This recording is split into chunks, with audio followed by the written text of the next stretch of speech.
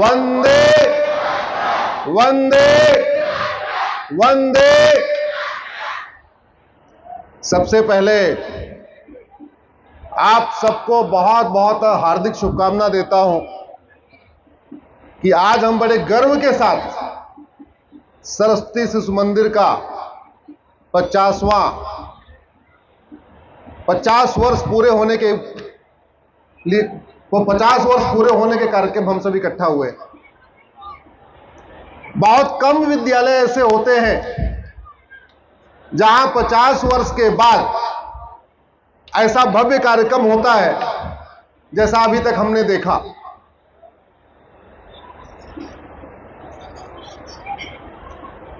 जब ये कार्यक्रम चल रहा था तो मैं बैठे बैठे सोच रहा था कि सरस्वती शिशु मंदिर में क्या क्या सिखाया जाता है। सरस्वती शिशु मंदिर में धर्म क्या है, अधर्म क्या है, सिखाया जाता है। सरस्वती शिशु मंदिर में प्राणियों में सद्भावना हो, यह भी सिखाया जाता है। विश्व का कल्याण हो, भारत का कल्याण हो, यह भी सिखाया जाता है। आपके विद्यालय में सिखाया जाता है कि एक सबल भारत का निर्माण कैसे होगा। आपके विद्यालय में सिखाया जाता है एक संपन्न भारत का निर्माण कैसे होगा। सरस्वती से सिखाया जाता है एक स्वस्थ भारत का निर्माण कैसे होगा। हम सब ने अभी योग देखा है।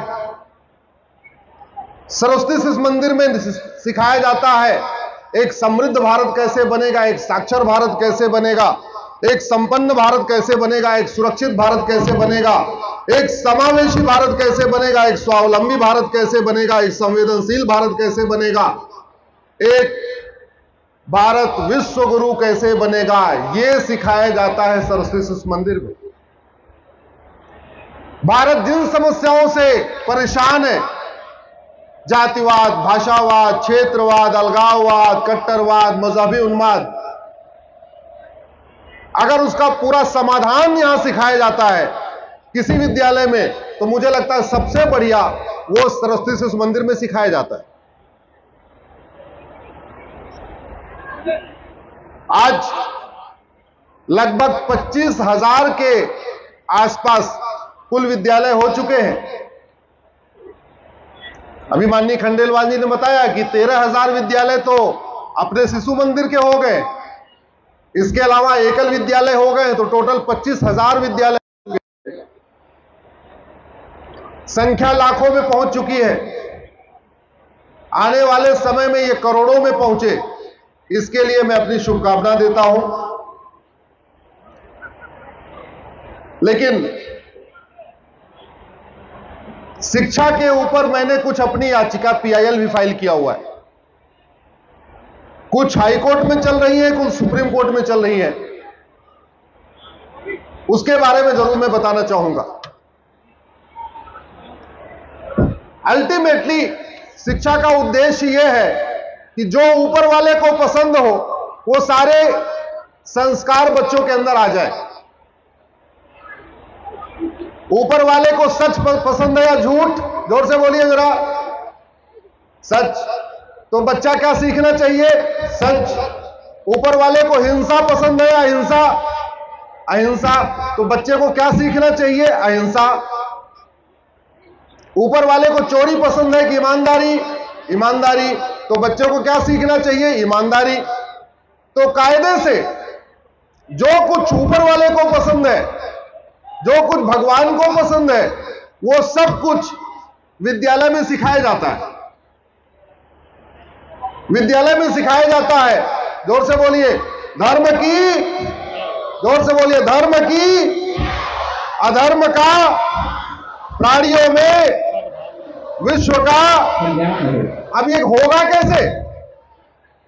ये होगा जब हमारी शिक्षा पूरी तरीके से धर्म मूलक होगी। हम लोग 75 वर्ष के बाद अपनी आजादी की 75वीं वर्षगांठ तो मना रहे। एक कड़वी सच्चाई यह भी है कि अभी भी कहीं ना कहीं गुलामी की शिक्षा व्यवस्था चल रही है। आपके सरस्वती विद्या मंदिर, सरस्वती शिशु मंदिर में शिक्षा का भारतीयकरण हुआ, लेकिन बाकी स्कूलों में नहीं हुआ।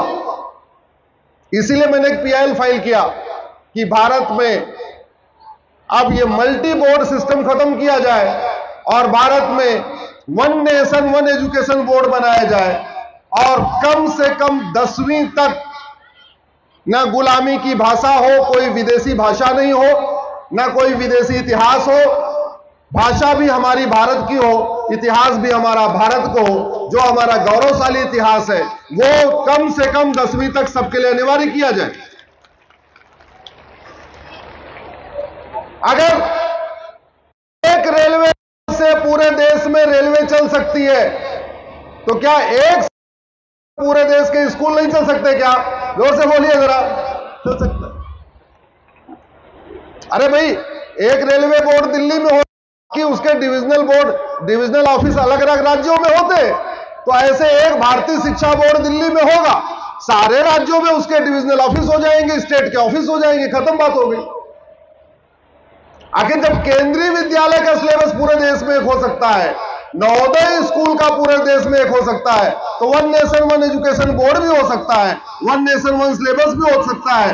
हाँ, गुजरात वाले गुजराती में पढ़े, बंगाल वाले बंगाली में पढ़े, महाराष्ट्र वाले मराठी में पढ़े, तमिलनाडु वाले तमिल में पढ़े।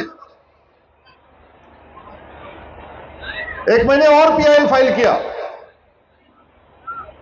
कि आखिर जब संविधान कहता है कि 3 भाषा पढ़ाइए, और हम पढ़ाते भी हैं, संस्कृत पढ़ाते हैं, हिंदी पढ़ाते हैं, तीसरी भारतीय भाषा पढ़ाने की बजाय हम अंग्रेजी पढ़ाते हैं। चलो ठीक, अंग्रेजी भी पढ़ सही, लेकिन ये जो भारतीय भाषा 3 भाषा पढ़ा रहे, उसमें प्राइवेट किताब क्यों पढ़ा रहे? आखिर हिंदी सिखाने के लिए बच्चों को प्राइवेट किताबें क्यों पढ़ाना? आखिर हमारा उद्देश्य है कि हमारा बच्चा अलंकार सीखे, व्याकरण सीखे, हिंदी लिखना सीखे, हिंदी बोलना सीखे। यह सिखाने के लिए कोई प्राइवेट किताब चलाने की जरूरत नहीं है। तुलसीदास जी ने रामायण रामचरितमानस की रचना किसमें किया है? किसमें किया? हिंदी में। कुल उसमें 7 कांड है। कक्षा 1 में बच्चा क ख ग घ सीख लेता है। अगर कक्षा 2 से हम एक एक रामचरितमानस का कांड पढ़ाना शुरू करें, 8वीं तक सभी बच्चों को पूरा रामचरितमानस आ जाएगा, रामचरितमानस सीख जाएंगे। उसका फायदा क्या होगा?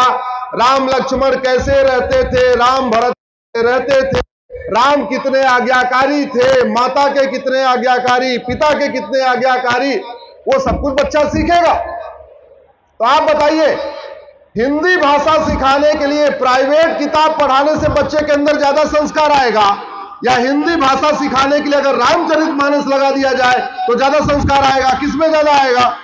जोर से बोलिए। रामचरितमानस में। अब कुछ लोग सोचते होंगे नहीं नहीं, ये संविधान तो हमारे सेकुलर है। अरे सेकुलर का मतलब धर्मनिरपेक्ष नहीं होता, का मतलब पंथ निरपेक्ष है।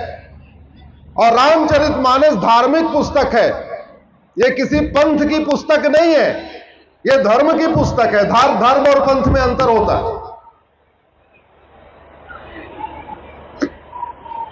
संस्कृत भाषा पढ़ाई जा रही है, लेकिन संस्कृत भाषा में हम फिर वही प्राइवेट किताब पढ़ा रहे।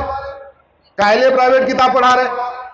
वाल्मीकि रामायण संस्कृत में है, वेद हमारे संस्कृत में है, पुराण हमारे संस्कृत में है।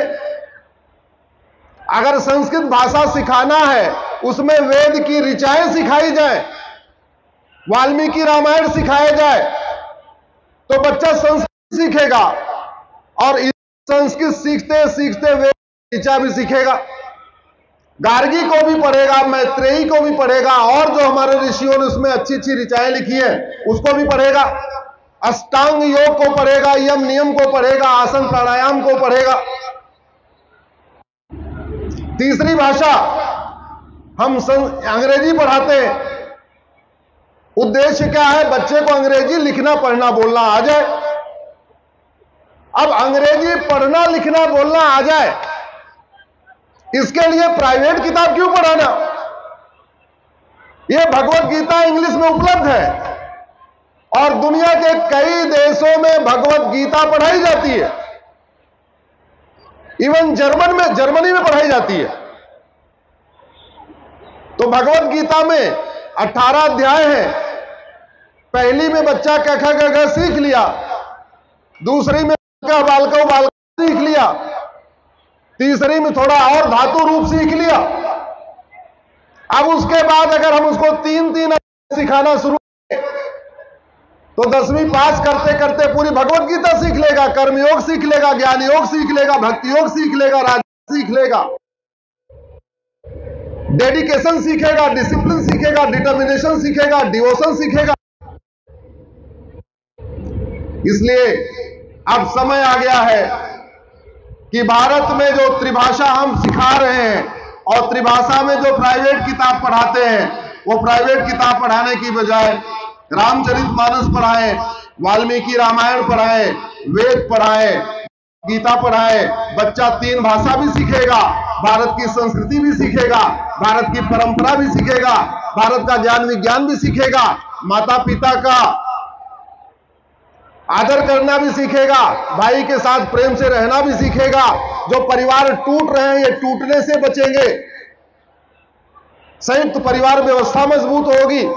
इसलिए अब समय आ गया है कि इस बात पे चिंतन होना चाहिए, क्योंकि यहां बहुत सारे शिक्षक बैठे हुए हैं, बहुत सारे लोग विद्यालय के प्रधानाचार्य बैठे हुए। ये हो सकता है कि नहीं? बिल्कुल हो सकता है।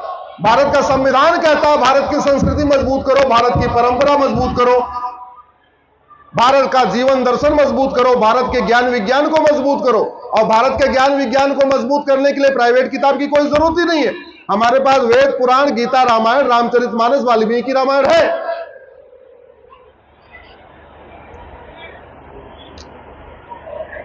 भारत में अभी स्वास्थ्य के ऊपर लगभग 2 लाख करोड़ रुपए खर्च हो रहा है। अगर 10वीं तक योग को अनिवार्य कर दिया जाए, मैं गारंटी के साथ कहता हूं, यह स्वास्थ्य का बजट 50% डाउन हो जाएगा, 2 लाख करोड़ का 1 लाख करोड़ हो जाएगा।